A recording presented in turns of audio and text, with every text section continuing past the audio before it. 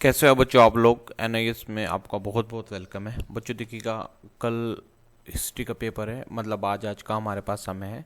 ठीक है, तो हम लोगों ने बहुत ही ध्यान से क्या है, इस समय को क्या है अपने क्वेश्चंस के साथ बिताने। ठीक है, तो सबसे पहले क्या है, हिस्ट्री के और केमिस्ट्री का। बच्चों केमिस्ट्री वाला भी मैं भी डाल देता हूँ। ठीक है, पहले मैं हिस्ट्री का एक पेपर सॉल्व करा दिया है, इसके बाद मैं आपको केमिस्ट्री का एक पेपर सॉल्व कराऊंगा। ठीक है, तो ये पूरा का पूरा पेपर है बच्चों। ध्यान रखना, आपके पेपर कैसे जा रहे हैं ये भी मुझे आप बताइएगा। और दूसरी बात बेटा, आपसे मैंने प्रॉमिस की है कि आप लोगों को क्या है, मैं पूरा साथ दूंगा आपके एग्ज़ाम तक, आपको पास कराने तक। अगर कोई समस्या आती है तब आप हमसे पूछ सकते हैं। ठीक है, तीसरा ये है कि बेटा अपने समय से आप अपने एग्ज़ाम में पहुँचो। बच्चों हम लोग देखते हैं कि यार आप लेट आते हो, और आपसे वादा किया था, हम लोग आपके साथ हैं। अब आपका वादा हम लोग देख रहे हैं, चैनल सब्सक्राइब कर रहे हैं नहीं है आप लोग। ठीक है, ऐसे ही देख करके चले जाते हैं।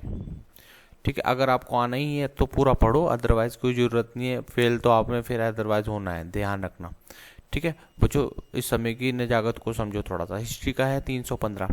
ठीक है, क्लास 12। और ध्यान रखना भाई, इसमें 51 तक आपको मिलेंगे।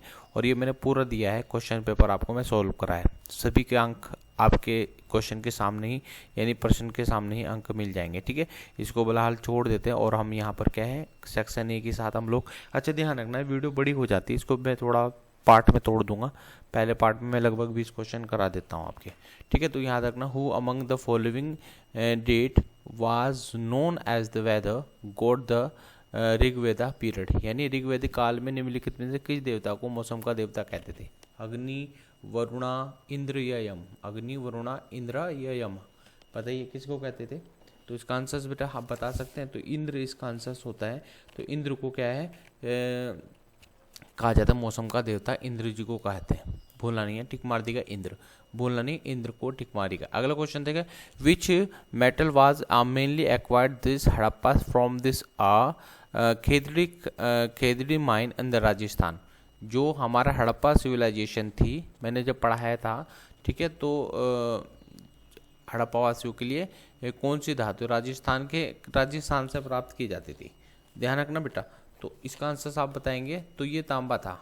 ठीक है, खेतड़ी से तांबा निकलता था। अगला वो, who among the following succeed Chandragupta first. यानी चंद्रगुप्त का चंद्रगुप्त प्रथम, ध्यान, प्रथम द्वितीय तृतीय, यानी एक ही इसमें, जैसे कि यार एक बच्चा किसी के जन्म हो गया भाई, इसका नाम चंद्रगुप्त, इसके बाप का नाम चंद्रगुप्त है, तो इसका नाम चंद्रगुप्त प्रथम रखेंगे। तो ये, तो चंद्रगुप्त प्रथम का जो उत्तराधिकारी था, ठीक है, तो वो कौन बना, बता सकते हैं आप लोग? तो इसका आंसर था समुद्रगुप्त था भाई। ठीक है, समुद्रगुप्त इसका आंसर टिक करिएगा भाई। चलिए अगला है, which of the following titles did Bairam Khan hold as vakil of the Mughal kingdom. यानी बैरम खान ने मुगल साम्राज्य के वकील के रूप में कौन सी उपाधि धारण की थी, बता सकते हो? ये थी नवाब, अमीर उल उमरा, खान ए खानान और वजीर। बेटा इसका आंसर भी सी ही होता है। ठीक है, तो ये खान ए खानान इसको बोलते थे। ठीक है, क्वेश्चन नंबर हमारे पास 5 है, what was the primary ideological conflict during the cold war? Democracy. ठीक है, इसका आंसर हमारे पास होता है कैपिटलिज्म और कम्युनिकेशन। हाँ ठीक है, 20 का आंसर है, इसको आप लोगों ने याद कर लीजिएगा, 20 का आंसर हो जाएगा बेटा। ठीक है, क्वेश्चन नंबर 6 हमारे पास है, वो देखेंगे, in which of the following region was were the Chandra, इसका आंसर क्या होगा, Gandhara school of art developed. ठीक है, तो गांधार में इसका आंसर हमारे पास होगा बेटा, एक दक्षिणी भारत हो गया हमारे पास। इसका आंसर तो भारतीय उपमहाद्वीप। हाँ, इसका आंसर बी है, बी टिक कर लेंगे पेपर में। ठीक है, ऑप्शन में हम पास हो जाएंगे। ध्यान रखना, what was the primary conflict between the USA and USSR after the world war second? तो ये हमारा आंसर है। तो इसमें क्या है, यानी द्वितीय विश्व युद्ध के बाद संयुक्त राज्य अमेरिका और यूएसएसआर के बीच प्राथमिक संघर्ष क्या था, ये आप लोगों को पता ही है। ये सबसे बड़ा वैचारिक मतभेद उनके थे। तो इसका आंसर हमारे पास बी हो जाएगा बेटा, इसको आप लोगों ने टिक कर लेना है। बेटा चैनल सब्सक्राइब जरूर करो, आप लोग चैनल सब्सक्राइब नहीं कर रहे हो। अभी 1000 का आज का है टारगेट, 1000 टारगेट आपने पूरा कराना है। ठीक है भाई। तो देखते हैं कि आप लोग कितना मेरा साथ देते हो। फिर उसके बाद हमारी पहुंच लगभग सभी तक हो जाएगी। विच ऑफ क्वेश्चन नंबर हम लोग 8 कर देंगे। Which of the following company is known have ruled Indian for from 1600 to 1858। तो क्या थी, यानी हमारी जो स्वतंत्रता थी हड़प्पा, नहीं सॉरी, जो हमारा फर्स्ट वर्ल्ड वार कब हुआ था हमारे पास, हमारे भारत में, नहीं वर्ल्ड वार कह रहा हूँ, हमारी लड़ाई कब हुई थी बताओ। पहली लड़ाई थी, सैनिक क्रांति भी बोलते थे इसको, 1858 तक के। ठीक है, तो इसको हमारे पास क्या था, कौन सा रूल था, ब्रिटिश ईस्ट इंडिया कंपनी। इसका आंसर हो जाएगा बेटा, टिक कर लेना। यानी जो था ना कंपनी 1600 से 1858 तक भारत पर शासन करने के लिए जाना जाता, उसका क्या नाम था, ब्रिटिश ईस्ट इंडिया कंपनी। जब 1858 निमट गया, ठीक है, तब उसके बाद क्या है, ब्रिटिश ईस्ट इंडिया कंपनी थी वो इसके कार्यों को क्या है, विभक्त कर दिया गया था। ठीक है, क्वेश्चन नंबर 9 देखेंगे। Who among the following was the founder of this Mughal empire in India. ठीक है, यानी भारत में मुगल साम्राज्य का संस्थापक कौन था, बहुत ज़्यादा इंपॉर्टेंट। तो बाबर के द्वारा ही काम हुआ था, बाबर यहाँ पर संस्थापक था। ठीक है, तो ध्यान रखना, इसको टिक कर दीजिएगा, बाबर। ठीक है भाई। अच्छा, Homi Jehangir Bhabha is known for his work which is the scientific field. किस होमी जहांगीर बाबा ने किस साइंटिफिक, न्यूक्लियर साइंटिस्ट थे ये, न्यूक्लियर साइंस में इन्होंने काम किया था। तो भी सीधी सीधी बात करना, बी पर टिक कर लेना। ठीक है, तो ये हमारा 10 क्वेश्चन हमारे हो गए भाई। क्वेश्चन नंबर 11 है, who was the Mughal empire that the devised mansabdari system. यानी मनसबदारी जो व्यवस्था थी, औपचारिक रूप से मुगल सम्राट कौन था उस जब चलाई थी मनसबदारी, अकबर ने चलाई थी।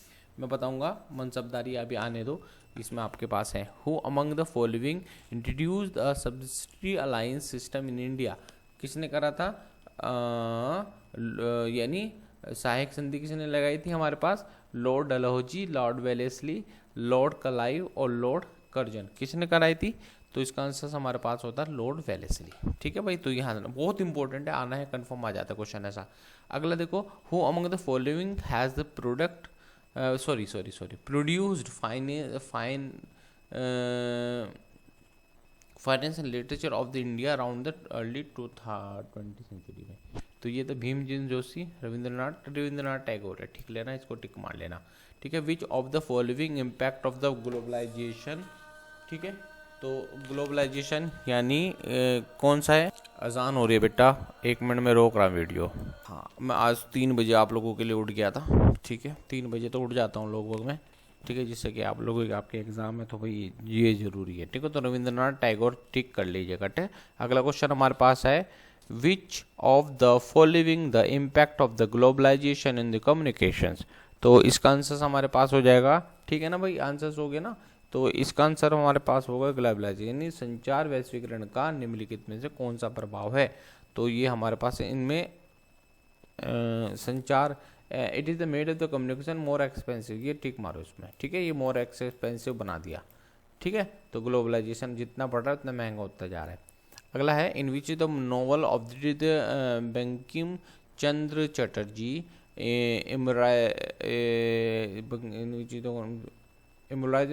सन्यासी रिवोल्यूशन, यानी बंकिम चंद्र चटर्जी के किस उपन्यास में सन्यासी विद्रोह को अमर बना दिया था। बताइए, 15वें का आंसर चित्रलेखा। ठीक है, तो ये चित्रलेखा है, ध्यान रखना। अगला क्वेश्चन हमारे पास है, अच्छा, who the among the following social reformer was known as the attacking of this practice of the sati in 19th century. Sati प्रथा किसने करा था, सती प्रथा का अंत बता सकते हैं आप। ठीक है, राजा राम मोहन राय के साथ, और वो थे, ये मुझे आपसे बताएंगे, अगर अंग्रेज भी था इसमें। ठीक है, वो भी आपने मुझे बताना है। ठीक है, अगला देखो, निम्नलिखित में से नेताओं में 20वीं सदी के शुरुआती स्वदेशी वस्तुओं को अपनाने और विदेशी वस्तुओं का बहिष्कार करने के लिए किसने लोकमान्य तिलक, टिक मार दो इसमें। अगला देखो, which of the following country were the part of this triple entente. ठीक है, तो ये हमारे पास क्या है इसका आंसर, यानी 18 का आंसर बताओ। तो ब्रिटेन, फ्रांस और रूस, याद रखना। अगला है ब्रिटिश, फ्रांस और रूस, इसका आंसर हमारा बी होगा भाई, 18वें का।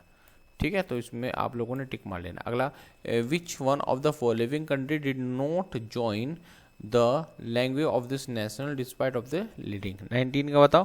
तो इसका आंसर हमारे पास होगा यूनाइटेड किंगडम फाइनेंस, यानी निम्नलिखित में से कौन सा देश संयुक्त राष्ट्र के गठन के अग्रणी भूमिका के बावजूद इसमें शामिल नहीं हुआ था। ठीक है, यूनाइटेड किंगडम, फ्रांस। ठीक है, कौन सा होगा 19 का? ये संयुक्त राज्य अमेरिका। ठीक है, तो याद रखना। क्वेश्चन हमारा लास्ट है, इसके बाद क्या है मैं सेकंड वीडियो में दूंगा। बेटा चैनल को सब्सक्राइब जरूर करना भाई। ठीक है, which international organisation was the founded to promote of the globalisation, globe peace and the security after the world war second. तो बताइए, यानी द्वितीय विश्व युद्ध के बाद वैश्विक शांति और सुरक्षा को बढ़ावा देने के लिए किस अंतर्राष्ट्रीय संगठन की स्थापना की गई थी? ठीक है, तो किस किस की गई थी? हमारा संयुक्त राष्ट्र संगठन तो बना था, संयुक्त राष्ट्र बना था उस समय। ठीक है, तो ये आपका 20 क्वेश्चन तैयार हो गया। ठीक है भाई, तो आप लोगों ने, बहुत सारे लोग यहाँ पर राष्ट्र संघ करते हैं कि म्यूनिख समझौता करते हैं, तो ये एक छोटा सा पेपर है। 20 क्वेश्चन हो गए, पूरे 51 क्वेश्चन साइंस में मैं पूरे के पूरे आपको सॉल्व करा दूंगा। चैनल बेटा सब्सक्राइब जरूर करो, शेयर भी करो और एक दूसरे बच्चों को भी बताओ। चलो भैया, थैंक यू।